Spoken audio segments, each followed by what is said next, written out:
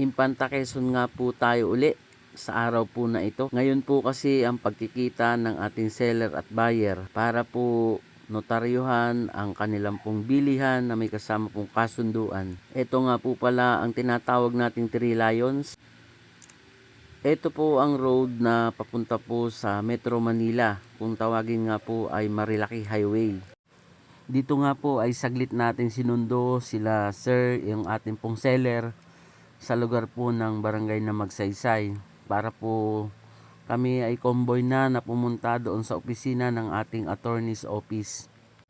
Ang atin nga pong seller ay umuwi pa galing po ng California para lamang po dito sa ating transaksyon. Ang kagandahan nga po nito, ang ating pong buyer naman ay nasa California din. Ang totoo nga po ay nagtagpo na sila sa lugar kung saan sila ay nakapag-usap sa party po ng California.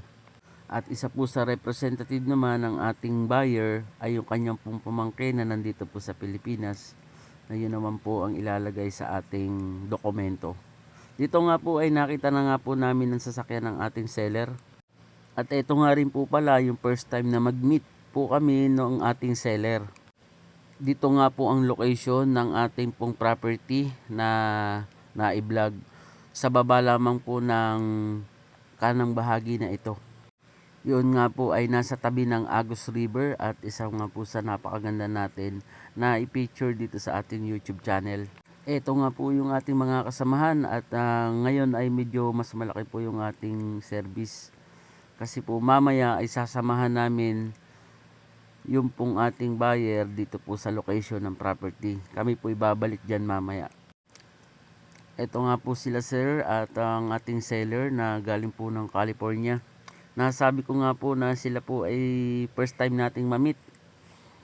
Dahil nga po siya po isa nating subscriber, siya po ay tumawag lamang sa atin para po nakisuyo na i-vlog yung kanya pong property dito nga po sa Infanta Quezon. At ang good news naman po ay nahanapan po natin yan ng isa pong nakagusto na buyer na nasa California din po. Ito nga po pala yung ginagawang municipal hall ng ating pong Infanta Quezon. Napakalaki po niyan. At sa oras po na yan po ay matapos, sa tingin ko po ay mas magiging convenient po ito sa ating mga kababayan. At sa tingin ko po ay napakaganda ng kanilang mga facilities dahil po napakalawak po ng munisipyo na ginagawa na iyan. Dito nga po ay madadaanan natin yung pong lumang opisina ng Register of Deeds. Yan lamang po ang kanila pong opisina dito. Maliit pero napaka-importante ng mga dokumento na nandyan po sa opisina na yan. At sabi nga po nila ay malapit na nga po silang lumipat doon sa bagong opisina na ginawa po ng Infanta Quezon. Ito nga naman po yung papunta ng General Nakar, yung kaliwang bahagi. At kapag kami po ay dumiretso, ito nga po yung bayan ng Infanta Quezon. Na andyan din po sa unahan yung tinatawag nating Dinahican Fort. Tuloy-tuloy po tayo hanggang tayo po ay makarating nga po dito sa opisina ng ating pong attorney. Para isagawa nga po yung pagnonotaryo nung bilihan na may kasamang kasunduan. Ito nga po yung vlog natin na kahit simple lamang na video ay iparating natin dito sa ating mga viewers at lalong-lalo na po doon sa nakabili at nagbenta, na amin pong maidodokumento yung umpisa at hanggang sa maitransfer namin ng maayos yung pong kanila pong bilihan. Sa ngayon po ay isasama natin ito sa ating content kahit na hindi siya sobrang suggested ni YouTube.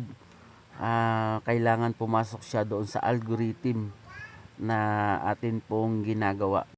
Sa ating pong mga viewers, iniimbitahan po namin kayo na mag-subscribe dito sa aming channel para po dun sa mga susunod namin i-upload na video ay mas updated po kayo tungkol po doon sa mga available na mga farm lot dito po sa Laguna, Quezon na area. Maraming salamat po sa inyong panonood. At makakaasa po kayo na mas marami pa po kaming ipapakitang mga farm na available dito po sa ating YouTube channel. Yun lamang po at maraming thank you po sa inyong suporta.